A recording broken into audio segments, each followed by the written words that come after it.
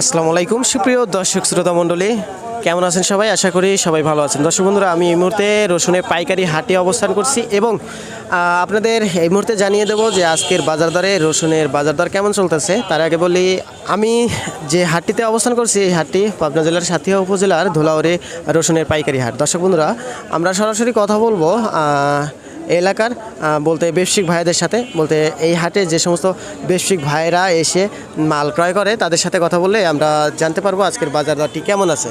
তো দর্শক বন্ধুরা সাথে থাকুন। প্রিয় দর্শক, আমরা এই মুহূর্তে যুক্ত হব একজন রসুন ব্যবসায়িক ভাইয়ের সাথে। আসসালামু আলাইকুম ভাই। আসসালাম। কেমন আছেন ভাইজান? আলহামদুলিল্লাহ ভালো। ভাইজান আজকে কত মণ রসুন কিনছেন? এই 80 মণ। 80 মণ। তো যাই হোক, আজকের রসুনের যে বাজার দরটা চলতেছে, আমরা শুনলাম যে আজকের বাজার দরটা নাকি একটু উঠতি। হ্যাঁ, গত সপ্তাহে এই সপ্তাহে মনে 1000 টাকা বাড়তি।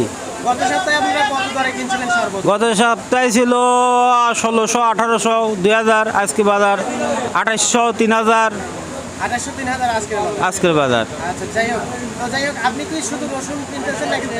না, আমি শুধু রসুন কিনতেছি। শুধু রসুন কিনতেছেন।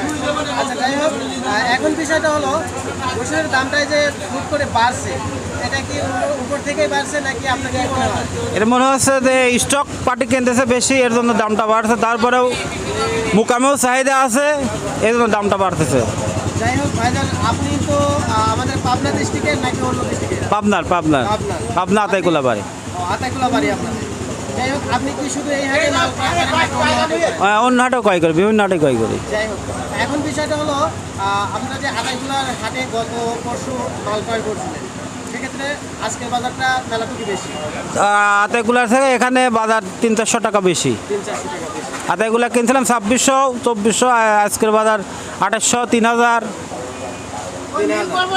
আচ্ছা, যাই হোক, ধন্যবাদ ভাইজান আপনাকে আমাদের সাথে সময় দেওয়ার জন্য এবং এতক্ষণ আমাদের সাথে থাকার জন্য।